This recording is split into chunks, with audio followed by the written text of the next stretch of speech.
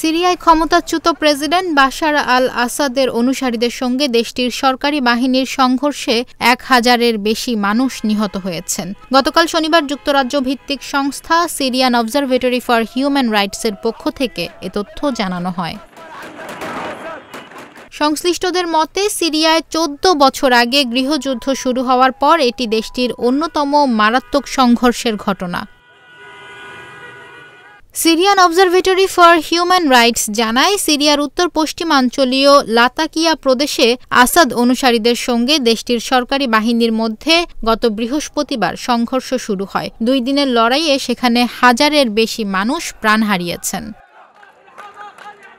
এর মধ্যে ৭৪৫ জন বেসামরিক নাগরিক, ১২৫ জন সরকারি নিরাপত্তা বাহিনীর সদস্য, ১৪৮ জন আসাদের অনুসারী নিহত হয়েছেন। সংঘর্ষের মধ্যে লাতাকিয়ার অনেক অঞ্চলে পানি ও বিদ্যুৎ সরবরাহ বন্ধ করে দেওয়া হয়েছে। বিশ্লেষকদের মতে সিরিয়ার অন্তর্বর্তী প্রেসিডেন্ট আহমেদ আল শারার জন্য এই অঞ্চল একটি বড় নিরাপত্তা চ্যালেঞ্জ হয়ে দাঁড়িয়েছে। তিনি দক্ষিণেও প্রতিরোধের মুখোমুখি হচ্ছেন। সেখানে সাম্প্রতিক দিনগুলোতে দ্রুজ বাহিনীর সঙ্গে সংঘর্ষ হয়েছে।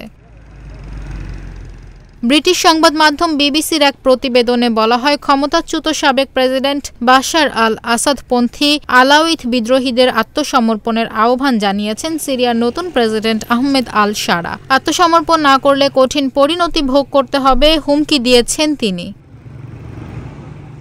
সিরিয়া সরকার জানায়, আসাদপন্থীরা তাদের নিরাপত্তা বাহিনীর ওপর অতর্কিত হামলা চালিয়েছে। তবে আসাদের অনুগতরা বলছেন, তাদের সম্প্রদায়ের মানুষদের ওপর, বিশেষ করে গ্রামীণ হোমস ও লাতাকিয়া এলাকায় সহিংসতা ও হামলার শিকার হয়েছেন।